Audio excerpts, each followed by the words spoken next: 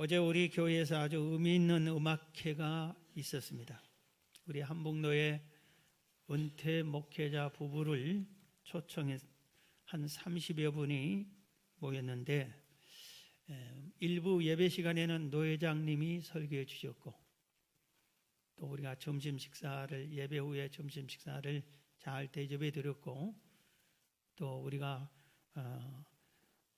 오케스트라 단원 20여 명이 20가지의 악기를 가지고 이 강단에 이렇게 가득히 앉아서 우리가 음악회를 열어드렸습니다.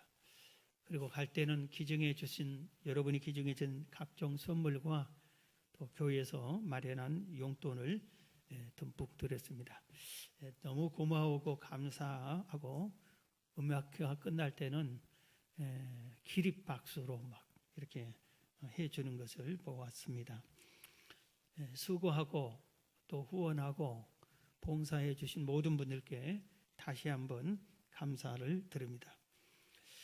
우리가 지금 계속해서 야고보서를 통해서 말씀을 듣는데, 오늘은 6번째로 들으라 부한자들아, 이런 제목으로 말씀을 들으려고 합니다.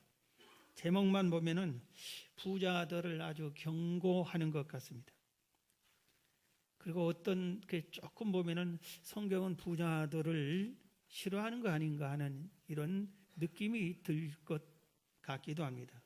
그런데 그게 아닙니다. 성경에 나오는 하나님의 사람들도 많은 분들이 부자였습니다. 부자들이 또 많이 있었습니다. 물론 아무것도 가지지 않는 십자가만 진 귀한 주의 일꾼들도 많았지만, 반면에 부자들도 많이 있었습니다. 그런데 이들은 하나님으로부터 칭찬받았지 책망받지 않았어요. 그리고 사람들에게 인정받았지 손가락질 받지를 않았습니다. 그래서 성경 안에 부자들 몇 분들을 소개하면은 아브라함, 이삭, 야곱, 요셉, 이거는 연속 4대째 아주 큰 부자였습니다. 그리고 솔로몬은 전무후무한 부자예요. 우리 지금 전 세계 제1위 부자가 누군지 모르는데 그 사람보다도 솔로몬이 더 부자였어요. 앞으로도 솔로몬 같은 부자는 태어나지가 않습니다. 그리고 그의 아버지인 다윗도 큰 부자였습니다. 이들이 부자였던 것을 성경을 통해서 잠깐 보면은, 창세기 24장 1절에 보면은 아브라함이 나이가 많아 늙었고 여호와께서 그에게 범사에 복을 주셨더라. 아브라함이 네 아비 본토 친척 고향을 떠나서 내가 지시할 땅으로 가라 할 때 허겁지겁 이렇게 갔는데, 하나님이 은혜를 베풀어 복을 주셔서 큰 축복자가 되었습니다.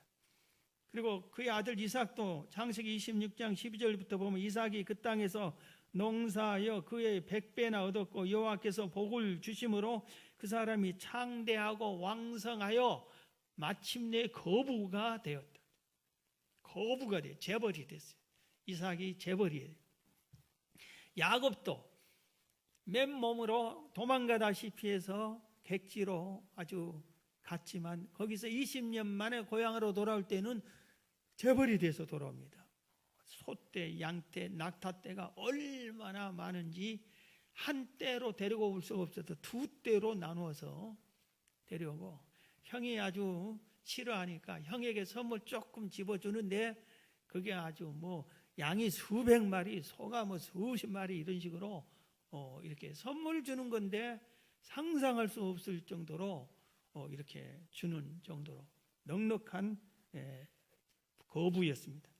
요셉은 당시 중동 지역의 가장 부자 나라인 애굽의 온 국가의 국고를, 재산을 총책임지긴 총리가 됐어요. 그래서 이 애굽의 한 지역을, 오늘날 말하면 이 상계동 논구 전체를 딱 얻어가지고 자기 고국에 있는 가문 70명을 거기서 살게끔 할 정도로 넉넉한 부자였습니다. 다윗은 역대상 29장 3절 4절 말씀을 보면은, 성전을 위하여 준비한 이 모든 것 외에도 내 마음이 내 하나님의 성전을 삼음으로 내가 사유한 금, 은으로 내 하나님 성전을 위하여 드렸니. 다윗이 개인적으로 소유한 개인 제물로 하나님께 성전을 위해서 예물을 바칩니다. 하나님, 내가 성전을 짓고 싶습니다 했더니 하나님이 안 된다. 너는 안 되고 네 아들 대신 하라 갈게. 너는 전쟁에 너무 나가서 피를 많이 흘려서 거룩한 성전 짓는데 합당치 않다 하니까 다윗이 포기하지 않고 자기의 개인 재산을 그러면 성전 건축한 데 사용하게 드립니다. 그런데 그게 5절에 보면 오빌의 금 3,000달란트와 순은 7,000달란트라. 여기서 금 3,000달란트가 얼마나 되는가 이렇게 계산을 해보니까 우리나라의 금 한 돈이 3.75g이에요. 그런데 이 금 한 돈을 우리나라 인구 2,700 절반이 되는 2,700만 명에게 하나씩 다 나눠주는 수 있는 그런 금입니다. 서울 시민이 아니라 뭐 부산 시민 포함 서울 시민 전체 인구의 절반을 금 한 돈씩 다 나눠줄 정도로 그 엄청난 것을 금만 하나님께 바치고 은은 그 배 이상을 또 하나님께 이렇게 바친 아주 엄청난 부자였구나 하는 것을 알 수 있습니다. 여러분은 부자입니까? 부자예요? 대답을 못하는데 내가 볼 때 여러분도 부자예요. 왜냐하면 오늘 본문이 말하는 부자는 이런 거부에게 해당되는 말도 되지만 이런 재벌만 해당되는 말이 아니라 오늘 본문에 이 보면은 이 자기의 빚이 없는 사람을 다 부자라고 이렇게 표현할 수 있어요.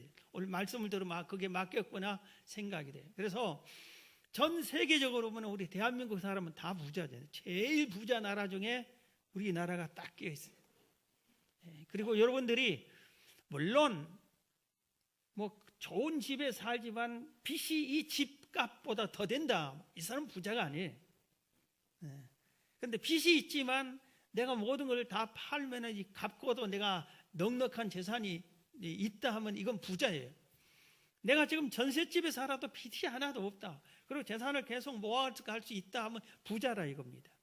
그런 의미에서 지금 재물을 내 빚쟁이에서 내일 먹을 것도 없는 오늘 보러 오늘 쓰는 사람이 아닌 사람에 한해서는 이 말을 아주 깊게 받아들여야 되는 그런 말입니다. 그래서 제가 볼 때 우리 성도들 우리 상계동은 큰 부자가 없어요. 그런데 뭐 부자가 있겠죠. 그런데 우리 교회에 나오는 성도들은 큰 그렇게 재벌 같은 부자가 없잖아요. 그런데 이렇게 성경적으로 오늘 본문으로 볼 때는 다 해당됩니다. 여러분들도 부자예요. 다 옆 사람에게 인사합시다. 당신은 부자입니다. 야, 부자 소리란 말 들으니까 얼굴이 펴졌어요. 말대로 되길 바랍니다. 그런데 오늘 이 부자들에게 경고했어요. 책망했어요. 아주 무섭게 경고했어요. 그 세 가지가 아주 무섭게 경고합니다. 첫 번째, 모으기만 하는 것을 경고했어요. 자꾸 재산을 사용하지 않고 모으고 또 모으고 또 모으고 모으는 일만 계속합니다. 오늘 본문 야고보서 5장 1절부터 보면 들으라 부자들아 너희에게 이 말 고생으로 말미암아 울고 통곡해라. 모으기만 하면 너희들 울 때가 온다. 통곡할 때가 온다. 너희 재물은 썩었고 너희 몸은 옷은 좀먹었으며 너희 금과 은은 녹이 슬었으니 이 녹이 너희에게 증거가 되며 불같이 너희 살을 먹으리라. 너희가 말세에 재물을 쌓아도다. 재물을 쌓아도다. 재물을 쌓는 일만 했다. 모으기는 일만 했다. 너는 울고 통곡할 때가 올 거다 이겁니다.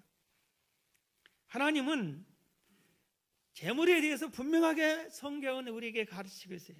모든 재물은 다 하나님의 것이다. 우리의 모든 것은 하나님의, 우리의 생명까지도 하나님의, 우리의 자녀까지도 다 하나님의 것이에요. 그런데 하나님께서 잠시 이 땅에 사는 동안 우리에게 맡겨 놓은 겁니다. 이것을 우리는 어떻게 해야 되느냐? 청지기 정신으로 이 재물의 주인에 합당하게 사용하고, 주인이 내놔 하면 예, 어디다 사용해? 네, 이렇게 살아야 되는 것인데, 그러지 않고 재물이 내 걸로 생각하고 모으고 또 모으고 막 모으기만 부지런히 하는 사람, 어떤 사람은 평생 모으기만 힘쓰는 사람이 있어요. 몸이 움직일 때까지 모으기만 한 사람이 있어요. 그런데 그 모아놓은 재산은 하나도 자기가 사용하지도 못하고 죽을 때 가져가지 못한 것은 다 알잖아요. 그래서 오늘 그 시대에, 오늘날은 재물을 모으면 어디 은행에다 그 다음에 또 주식 투자를 한다더니 펀드에 넣는다든지 이런 식으로 재물을 모은다고 하면은, 이 시대는 주식이 없고 은행 예금이 없었어요. 그렇기 때문에 이 시대는 어떻게 하냐면은 금을 모아놓은 겁니다. 은을 모아놓은 겁니다. 고급 옷을, 고급 명품 백을 사서 놓아놓은 거예요. 그럼 얼마 있으면 그게 값어치 올라가면 그건 팔 수도 있고 재산이 되는 거예요. 성경에 보면 옥합을 깨트렸다. 이 옥합도 재산이요. 이런 것을 모아놓은 거예요. 그러면 값어치가 올라가요. 그래서 그런 걸 모아놨는데 계속 모아놓기만 하니까 오랜 세월이 지나도록 이 금 모으는 항아리에 던지고 쌓고 하다 보니까 밑에는 좀이 먹었고 녹이 슬었다 이겁니다. 최근에 중국의 한 유명한 스타 판빙빙이라는 여배우가 세금을 탈루하고 부동산을 투기하고 이런 식으로 해가지고 정부로부터 붙잡혀가지고 감금을 당한 다음에 세금을 얼마 내라 했는데 무려 1440억을 세금을 내라고 했어요. 그래서 제가 깜짝 놀랐어요. 도대체 이렇게 많이 벌금 낼 정도로 엄청나게 돈을 모은 사람이구나. 그런데 이 정도로 많이 돈을 숨겼구나. 국가를 또 속였구나. 그랬는데 그보다 더 놀란 게 있어요. 제가 놀란 것은 처음에는 그러려니 그랬어요. 그런데 이걸 정부에서 내라니까 며칠 만에 현찰로 1440억을 내버렸대. 도대체 현찰을 이렇게 많이 가지고 있어. 모으기만 해놓은 사람이에요. 그러니까 비난을 받습니다. 많은 사람들에게. 그런데 같은 중화권의 유명한 배우 한 사람을 또 소개했어요. 최근에 그분을 위해서가 우연히 그렇게 하는데, 홍콩 배우 주윤발이라는 배우예요. 홍콩 영화, 중국 영화 옛날에 좋아하는 사람들은 그분이 저 사람이구나 금방 알 수 있는 유명한 배우입니다. 이 사람이 모은 재산이 무려 얼마냐? 8,100억 원이에요. 하나도 안 놀리네. 8,100억 원. 1억짜리 집이 1억짜리면 8,000채가 넘어요. 그 재산을 기부한대. 내놓은데 자기가 안 쓰겠대. 자기 부부가 은혼해서 합의했어. 부부가 8,100억 원을 이렇게 내놨어요. 이분은 모으기만 한 게 아니라 모으는 것을 가장 좋은데 사용한다고. 그러니까 그분을 다 또 칭찬하는 것을 우리가 알 수 있습니다. 예수님 말씀하셨습니다. 누가복음 6장 38절에 주라, 주는 자가 되라. 그리하면 너희에게 줄 것이니 주는 자에게는 내가 다시 너희에게 준다. 곧 후이되어 누르고 흔들어 넘치도록 하여 너희에게 안겨주리라. 하나님이 복을 받을 사람은 어떤 사람이요? 주는 사람, 모으기만 꽁꽁꽁 모으는 사람이 아니라 주는 사람, 베푸는 사람에게 복을 주겠다고 그랬어요. 잠언 21장 26절에 어떤 자는 종일토록 탐하기만 해. 어떤 사람 눈만 뜨면 모으려고 하고 욕심만 부리고 내것 채우려고 하고 이렇게 하는 사람이 있는 반면에 의인은 아끼지 아니하고 베푸느니라. 의인은 베푸는 사람이에요. 악인은 모으기만 하는 사람이에요. 시편 37편 26절에도 의인은 종일토록 은혜를 베풀고 꾸어주니 그의 자손이, 의인의 자손이 계속 베풀기를 잘하는 그의 후손이 복을 받는도다. 할렐루야. 그래서 이렇게 재물을 잘 베푸는, 잘 사용하는 사람에게 그 자손이 잘 되는 거예요. 후손이 잘 돼요. 그래서 이걸 역으로 생각하면은 우리 후손 중에 안 되는 사람이 있으면은 모기만 한 사람이 아닌가. 그래서 하나님께서 그 자식에게 복을 야, 넌 자격, 네 부모도 자격 없는데 너도 부모 닮았겠지. 안 돼. 너한테는 물질을 안 맡기겠다. 그런 게 아닐까. 이런 우리가 생각을 할 수 있습니다. 요새 우리나라의 식당을 10개 개업하면은 9개는 무너지고 1개만 성공한다고 그럽니다. 식당들 잘 안 된다고 그러는데 어느 한 지역적으로 식당이 잘 된 데가 있습니다. 뭐 그게 뭐 홍대 앞 가게니 뭐 연남동 거리니 뭐 그런 데 아니에요. 어딘지 아세요? 건국대학 앞 식당들이래요. 그 가게들이 잘 된대요. 그런데 왜 그런지 아세요? 그 가게 상인회가 있어요. 상인회에서 이렇게 결의를 했다고 그래요. 우리가 지금 장사가 이렇게 어려운 때 잘 된 이유가 뭐냐? 우리 건국 대학생들이 우리 가게에 잘 팔아주고 식당에서 많이 먹어준 것이 아니냐? 그러니 우리만 배부를 게 아니라 우리도 좀 좋은 일 하자, 베푸는 일을 하자. 그래가지고 가게마다 돈을 500만 원, 어떤 가게는 1000만 원, 2000만 원 이런 식으로 모아가지고 건국 대학생들 중에서 가난하고 헐벗고 어려워서 공부하기 어려운 중단할 이런 어려운 학생들에게 장학금을 주세요 하고 6억 7천만 원이나 모아서 학교에다가 장학금으로 주었어요. 그랬더니 학교에서 이 소식을 공포해 주니까 학생들이 야 정말 고맙다, 감사하다, 이왕 사 먹을 거 우리 학교 앞에 가게 식당들을 이용합시다. 그래서 거기는 식당이 잘 된대요.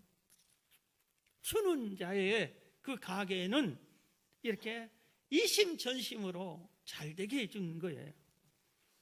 성경 신명기 15장 10절 11절에 보면 너는 반드시 그에게 줄 것이요 어려운 이웃에게 주라 이 말이에요.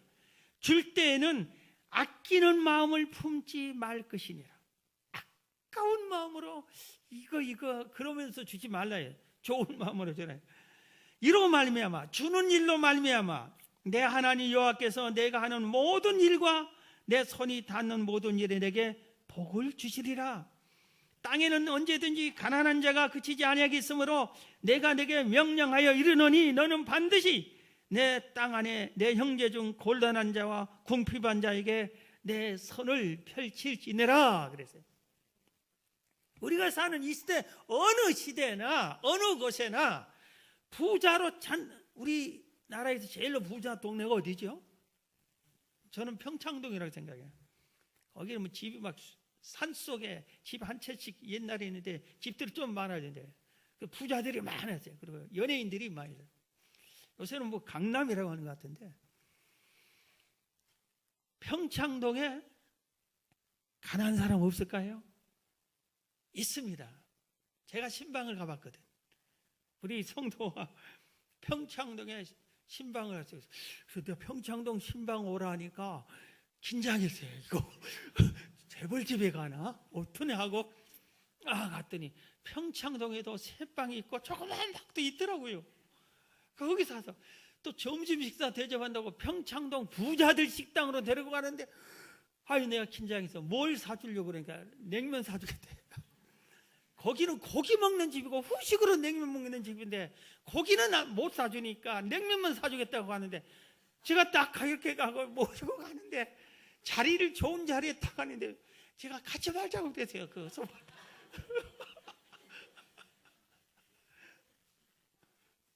그래도 가자고.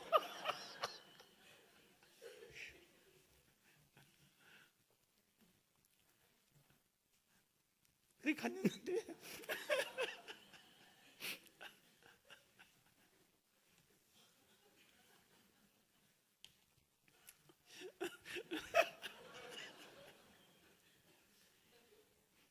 냉면을 달라니까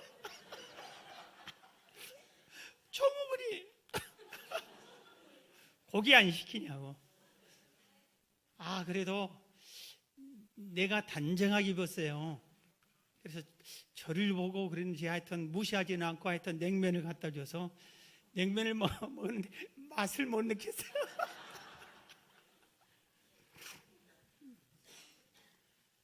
어느 집에나 그 집은 후원 받아야 살 집이에요. 구청에서 도와줘야 할 그런 집이 있어요. 어느 지역이나 어느 때나 우리 주변에 가난한 자는 항상 있어요. 그렇기 때문에 그들에게 도와줘라. 그냥 억지로 아까운 마음으로 하지 말고 도와줘라. 그렇게 그러면 내 하나님께서 복을 주겠다. 이렇게 말씀한 겁니다. 독일의 문호 괴테가 이렇게 말했어요. 이 세상에서 가장 가치 있는 일은, 이 세상에서 가장 가치 있는 일이 무엇일 것 같아요? 무엇을 바라지 않고 남에게 주는 일이다. 뭘 기대하지 않고 남을 주는 일이에요. 우리 교회가 우리 지역사회에 많이 만나봉사니 또 반찬봉사니 여러 가지 이렇게 봉사하는 일을 하는데, 제가 몇 번 강조를 했어요. 줄 때 김장 담아다 주면서 우리 교회에 나오세요. 그런 소리 하지 말라고. 그런 소리 하지 말라고. 이거 자꾸 주면서 대가를 바라고, 여러분은 우리 교회 선물 못 주니까 교회로 나와주세요. 이런 식으로 무슨 대가를 바라고 주는 것이 아니라고 지금 성경이 말하는 거예요. 주는 일이 제일 어려워요. 상대방 자존심 세워주시고 상하지 않게, 그리고 그분들 마음 기쁘게 해주면서 위로해주고 힘이 되게끔 하면서 되게끔 도와줘야 되는데, 잘못 도와주면은 오히려 못하는 거예요. 성 어거스틴도 즐거운 마음으로 남에게 베푸는 자에겐 하나님의 넘치는 축복이 함께한다 그랬어요. 즐거운 마음으로 남에게 베푸는 일이라면 하나님이 넘치는 복을 준다 이겁니다. 예수님은 이 땅에 오실 때 자신의 모든 것을 다 온 인류에게 주었어요. 생명까지 주었습니다. 이 예수님 믿는 우리도 주는 자가 돼야 돼요. 주는 자. 모으기만 하면은 그것은 예수님의 자녀들이 아니에요. 예수 믿는 성도들이 아니에요. 여러분, 평생 모아야 되겠다, 모으기만 힘쓰는 자가 아니라 주는 데 힘쓰는 여러분 되기를 주의 이름으로 축원합니다.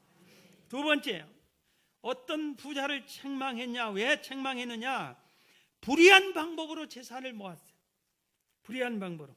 본문 야고보서 5장 4절에 보면, 보라, 너희 밭에서 추수한 품꾼에게 주지 아니한 삭시 소리 지르며 그 추수한 자의 우는 소리가 만군의 주의 귀에 들렸느니라 그랬어요. 성경의 부자들은 불의한 방법으로 재산을 모으지, 재물을 모으지 않았어요. 그렇기 때문에 하나님도 책망하지 않았고, 사람들도 그를 조롱하고 멸시하고 무시하고 욕하지 않았어요. 비방하지 않았어요.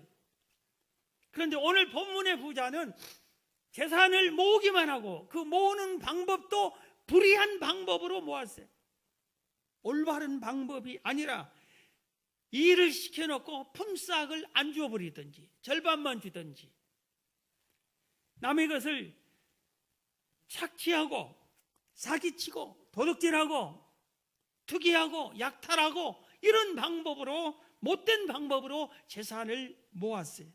그렇기 때문에 지금 경고를 듣고 책망을 듣고 너는 통곡할 때가 온다, 그렇게 한 겁니다.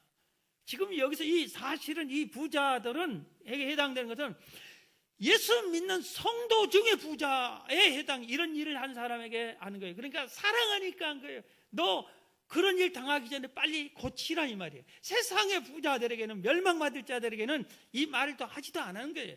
믿는 자들 중에서도 이런 일이 한 사람들이 있다.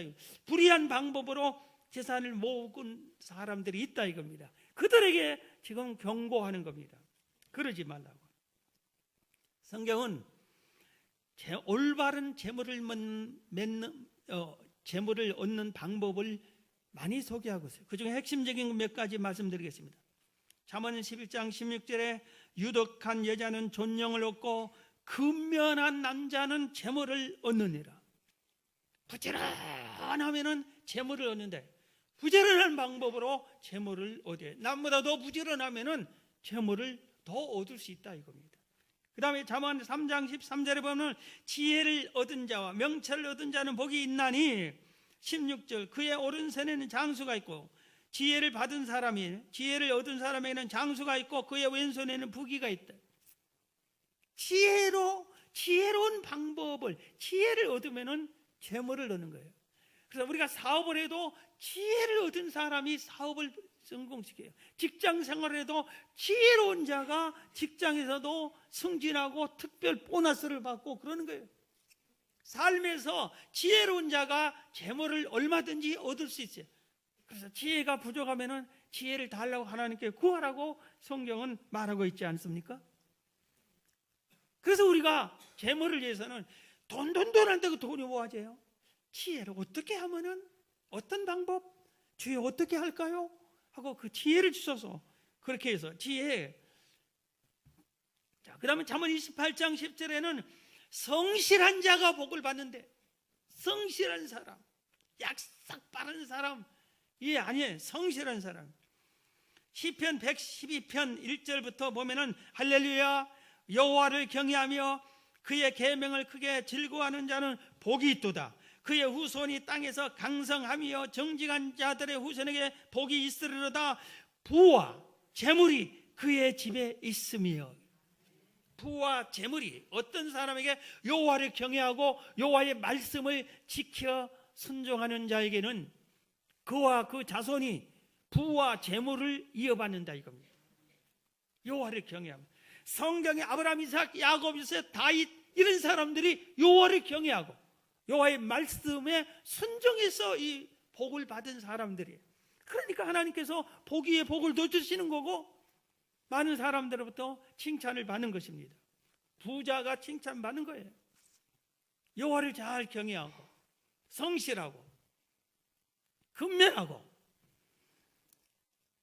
성경의 방법대로 재물을 모아야지 세상 방법대로 재물을 모으면은 하나님께서 경고하는 거예요. 책망하는 거예요.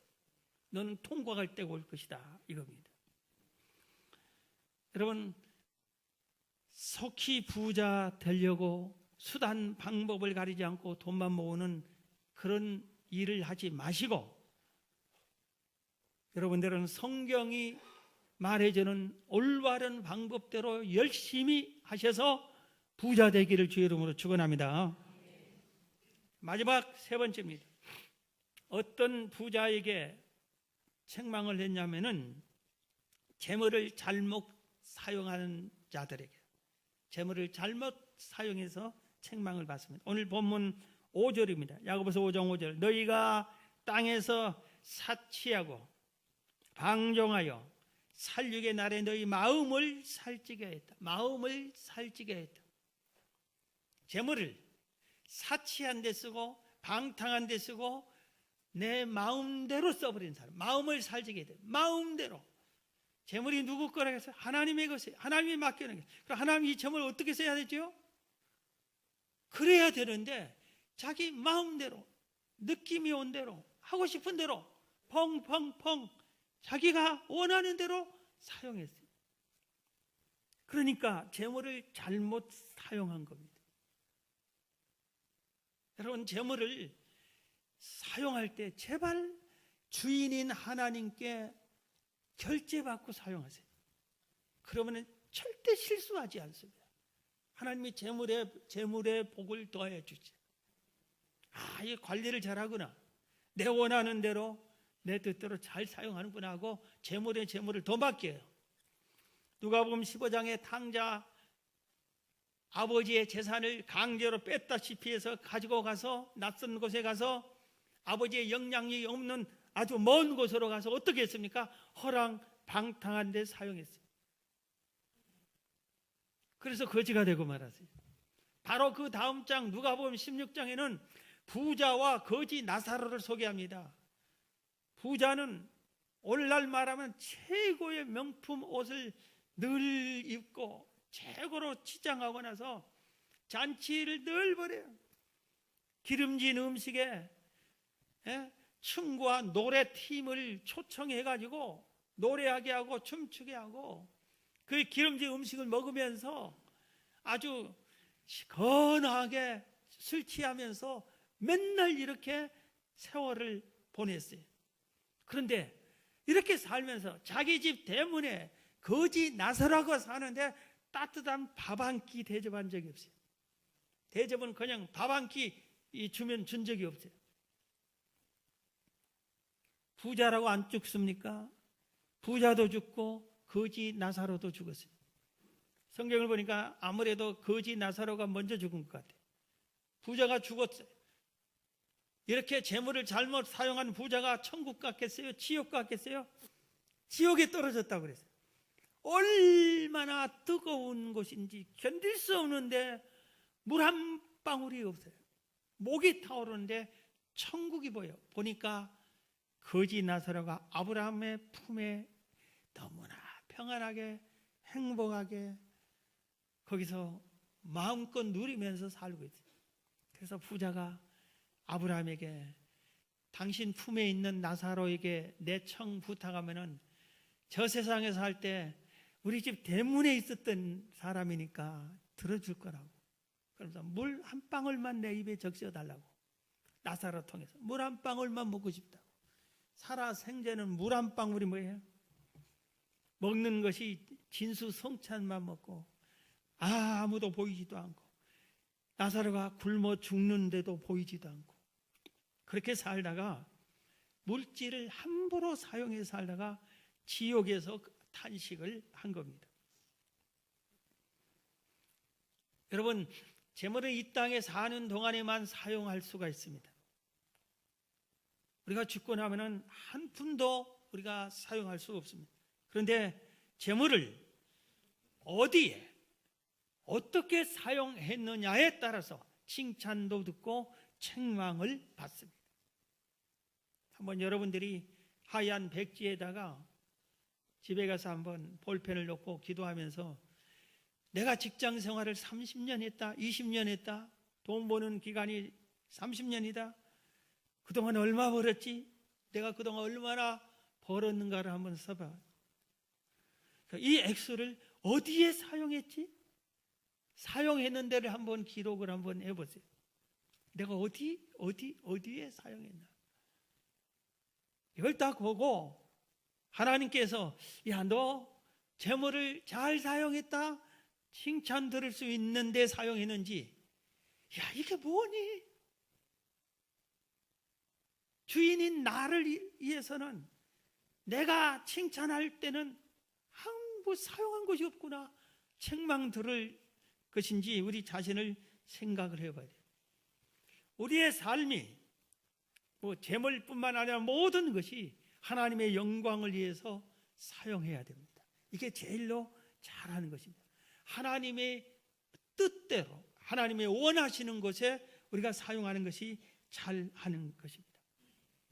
아까 말했던 홍콩 스타 주윤발 씨는 재산이 8,100억 원이면 살면서 부유하게 좀 배우니까 사치스럽게 살아도 누가 욕하겠어요? 근데 그 사람은 어떻게 사는 줄 아세요? 여러분, 핸드폰, 스마트폰 몇 년에 바꿨어요? 몇 년 만에 바꿨어요? 이분은 17년 됐대요. 17년.